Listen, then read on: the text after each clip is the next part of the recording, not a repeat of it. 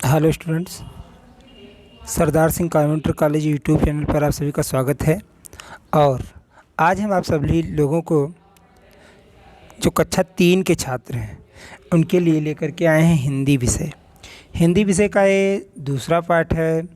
सबको पता है कि हिंदी विषय में पहला हमने इसका करवा चुके हैं और ये दूसरा पार्ट है और आप लोग जो इसको विधिवत पढ़ेंगे। इसका नाम है सच्चा संगीत। क्या नाम है पाठ का? सच्चा संगीत। सच्चा संगीत क्या होता है ये इसमें बताया गया है। किसी को बहुत ही अभिमान था अपने आप को छत होने में, एक रोम ऊपर और बना, वो फर्श हो गई। तो इस प्रकार से इसमें आप समझ लीजिए कि सच्चा संगीत है क्या। मतलब कभी भी अहंकार भरे शब्दों में यदि हम कोई बात कहेंगे या फिर कोई आपको ज़बरदस्ती कोई कार्य कराया जाए तो सच्चा नहीं हो पाएगा। यदि कोई गीत गाने वाले को बुला करके उससे कहिए गीत गाइए, आपको गाना ही होगा, या उसको फिर आप दबाव डाल करके कहें कि नहीं गाना होगा, तो कभी सच्चा संगीत वो नहीं हो सकता है। सच्चा संगीत तो वो है जो आत्मा से अपने आप निकल करके आता है।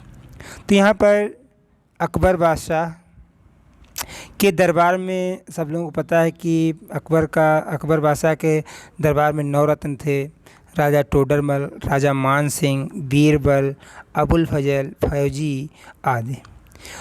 उनमें से एक बादशाह के दरबार का गवैया था। सबको पता है कि उनके दरबार में एक गवैया था, उनका नाम तानसेन था। क्या नाम था? तानसेन। कहते हैं कि जब वो राग मल्हार गाता था तो वर्षा होने लगती थी। जब वो राग मल्हार गाते थे तो वर्षा होने लगती थी।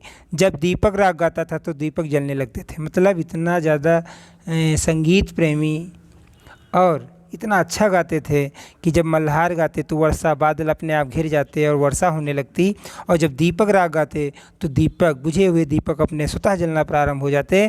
तो ऐसे गायक कौन थे? तानसेन। एक दिन बादशाह अकबर ने कहा, तानसेन यह सब तुमने कहाँ से सीखा? अब किसी के बारे में ऐसा सुनेंगे तो मन में विचार आएगा कि हम भी पूछें कि आप ये सब कहाँ से सीखे हैं। तो एक दिन बादशाह अकबर ने कहा, तानसेन यह सब तुमने कहाँ से सीखा? उसका संगीत हमें भी सुनाओ। मतलब उनके मन में एक लालसा जागी कि आप जहाँ से सीख करके आए हो हमको भी उसका गीत सुनना है। तानसेन ने कहा, मेरे गुरु स्वामी हरिदास जी हैं। तो आप लोगों को याद रखना है कि तानसेन के गुरु कौन थे। तो तानसेन के गुरु स्वामी हरिदास जी थे। वह आपके दरबार में नहीं आएंगे। मतलब मेरे गुरु स्वामी हरिदास जी हैं और वो आपके दरबार में गाने के लिए नहीं आएंगे।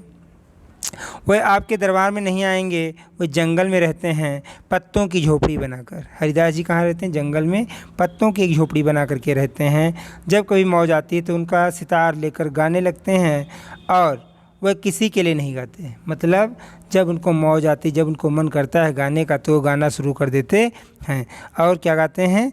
मतलब गाना शुरू कर देते हैं और अपना सितार उठाते हैं, गाना शुरू कर देते हैं, और वो किसी के लिए नहीं गाते हैं।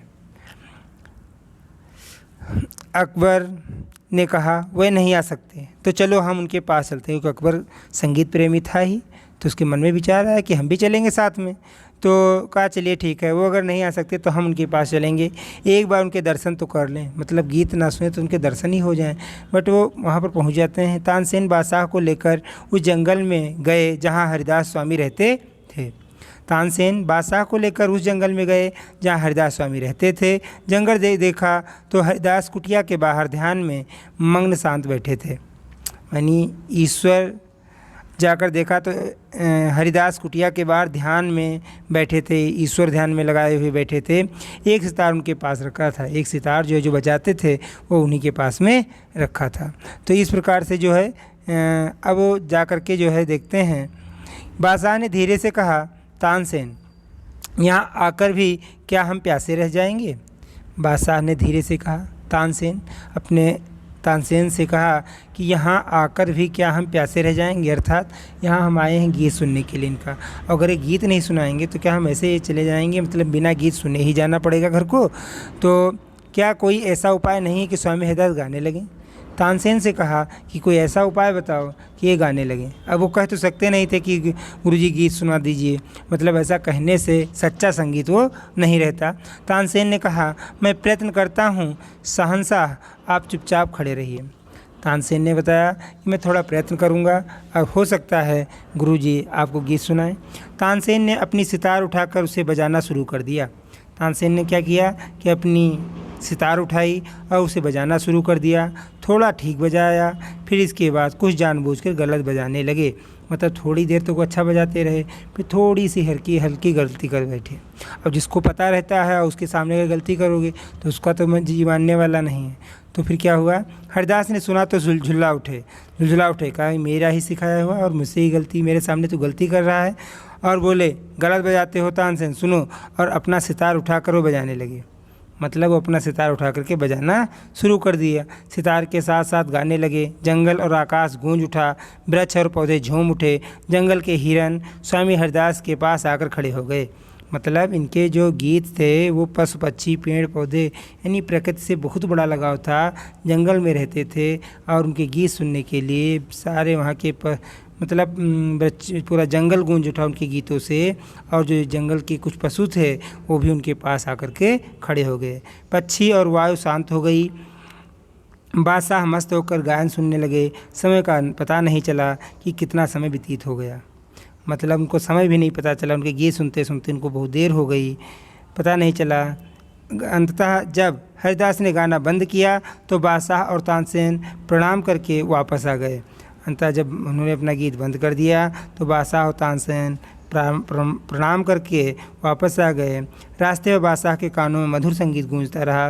बादशाह ने कहा, तानसेन तुम इतना अच्छा गाते हो, फिर भी तुम्हारे गाने में रस नहीं जो स्वामी हरिदास के गाने में।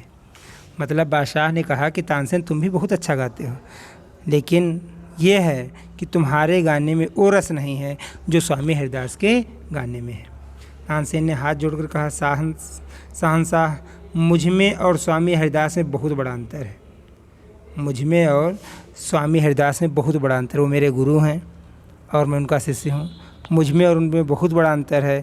मैं दिल्ली पद के लिए गाता हूँ, अर्थात मैं आपके लिए गाता हूँ। स्वामी हरिदास किसी के लिए नहीं गाते हैं, वो जगत पद के लिए गाते हैं। जो ईश्वर का पालन मतलब जो ईश्वर है वो उसके लिए गाते हैं। इसलिए मैं दरबार का गायक हूँ और वे बड़े दरबार के गायक हैं और उनकी मतलब उपमा मुझसे कर रहे हो आप, ऐसा तो संभव नहीं है।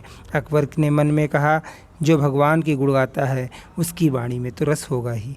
तो किसी से कोई भी कार्य ज़बरदस्ती नहीं कराया जा सकता है, फिर वो अच्छा नहीं रहता है।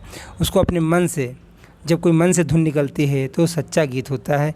तो इस पाठ में इतना ही, और इसका जो प्रश्नोत्तर होंगे वो अगले वीडियो में आपको करा दिए जाएंगे। तो आप लोग जो है घर पर रह कर के पढ़ाई करते रहिए। बस, धन्यवाद।